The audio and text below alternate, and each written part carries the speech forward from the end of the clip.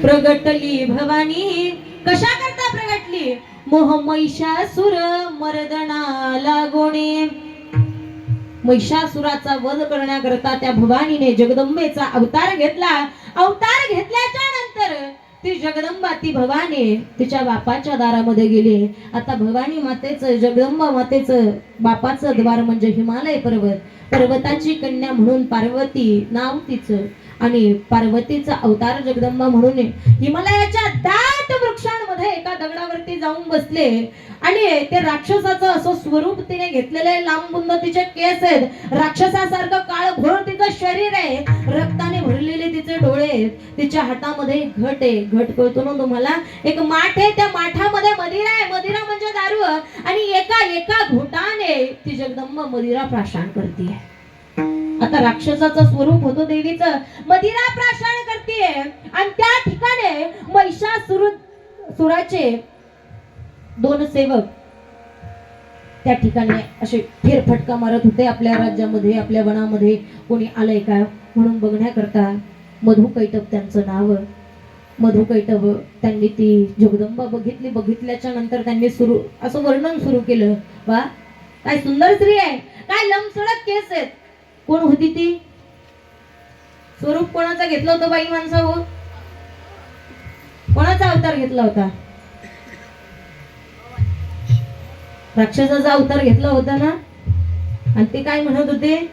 काय सुंदर बाई आहे, हिच्यासारखी सुंदर बाई आम्ही जगात बघितली. काय म्हणले ते? कोणाचा अवतार घेतला होता देवीने? राक्षसिणीचा अवतार घेतला. आणि हे काय म्हणायचे? काय सुंदर बाई आहे, जगामध्ये हिच्यासारखी सुंदर बाई नाही. कोणाला म्हणायचे? राक्षसिणीला. आता तुम्ही म्हणता ताई असं कस काय? जगदंबेने अवतार राक्षसिणीचा घेतला. मधुकैटभ पण कोण होते? दैत्यच होते. मला सांगा, म्हशीच्या रेड्याला फाउंडेशन लावलेली बाई चांगली दिसेल का? बरोबर आहे, सोपं वाक्य आहे. म्हशीच्या रेड्याला फाउंडेशन लावलेली बाई सुंदर दिसेल का? त्याला म्हैसच चांगली वाटेल ना. बरोबर आहे का नाही? काय आतापर्यंत एखादा म्हशीचा रेडा म्हणला वा काय आयब्रो केल्यात, काय भवया केल्यात, काय म्हणतात त्याला? बरोबर ना? काय भवया म्हणतात का शेवया? अहो मी केलंच नाही, मला माहितच नाही. आता तुम्हाला सांगते, देवाने इतकं सुंदर स्वरूप बाईला दिलंय. आता ह्या भवया कशा करता दिल्यात याचं पण काहीतरी काम आहे. काय असतंय ना, माणसं ज्यावेळेस कष्ट, जुन्या काळात लोक कष्ट करायचे, कष्ट केल्याच्या नंतर घाम येतो. आणि घाम आल्याच्या नंतर तो घाम जर डोळ्यात गेला ना तर डोळे खराब होतात. आजी काय होतात? डोळे खराब होतात. मग तो घाम डोळ्यामध्ये जाऊ नये म्हणून देवाने इथं बांध घातला. बांध काय घातला? त्या भवाया स्वरूपाचा बांध घातला. पण यांनी त्याला कुरू कुरू चाऱ्या पाडल्या. एवढे हुशार आमच्या महिला मंडळ आहे. अरे जाऊ द्या, तिकडे जायचं नाही आपल्याला आपल्या मेकअप कडे.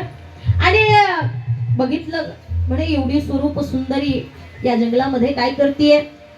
आता ते मधुकैटभ महिषासुराकडे गेले. म्हणले, राजा, ए महिषासुरा, आम्ही या हिमालयाच्या दाट वृक्षांमध्ये एक सुंदर अशी स्त्री बघितली. ती जर तुमची पत्नी झाली तर विश्वातलं सगळं सौंदर्य तुमच्या पायाशी लोळेल. महिषासुर म्हणला, मग तिला घेऊन का नाही आले? जा, आदराने घेऊन या तिला. मधुकैटभ त्या ठिकाणी जगदंबे पुढे गेले. त्या ठिकाणी जगदंबा एका एका घोटाने मदिरा प्राशन करते. दगडावरती बसलीये. राक्षसनीचं तिचं स्वरूप आहे. डोळ्यामध्ये रक्त तिच्या उतरलेले. मधुकैटभ समोर गेले आणि वर्णन सुरू केलं. हे विश्व सुंदरी, विश्व मोहिनी, तुझ्यासारखी सुंदर स्त्री आम्ही या जगाच्या पाठीवरती दुसरी बघितली नाहीये.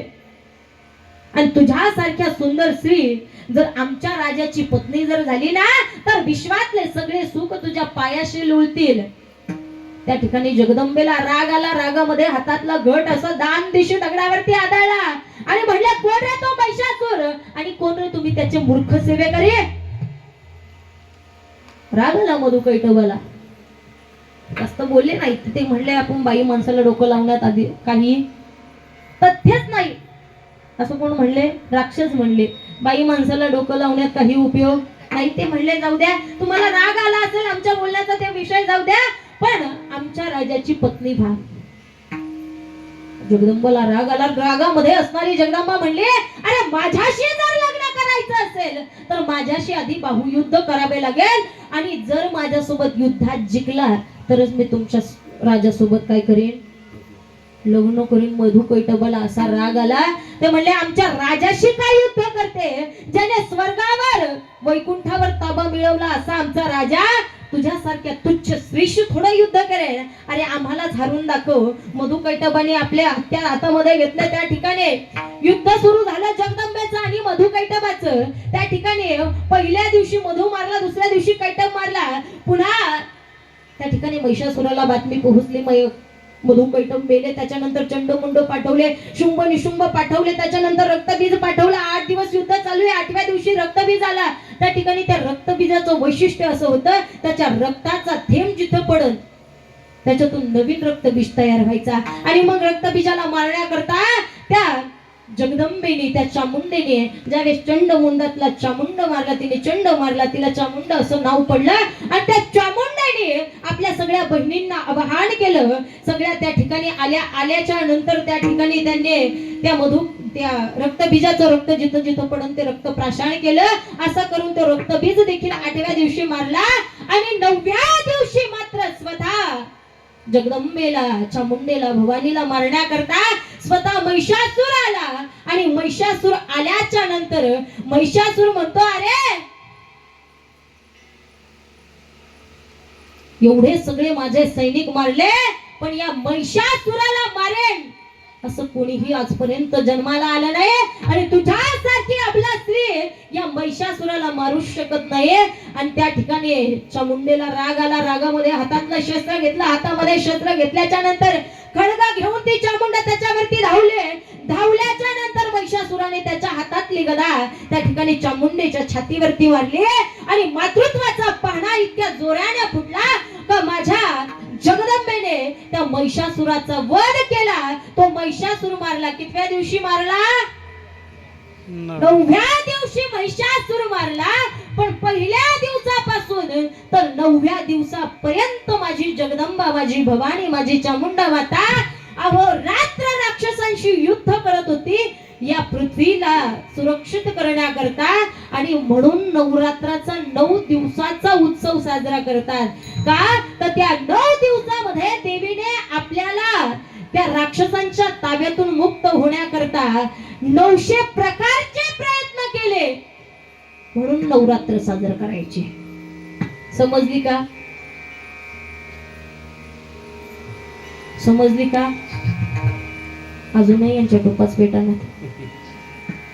दादा लाईटीचं कनेक्शन आहे का ना थोडं. आणि मग म्हणून तेव्हापासून नवरात्र साजरा करतात. आणि आज आपल्या नवरात्राचा काय आहे? प्रथम दिवस आहे. तुम्हाला समजतंय ना मी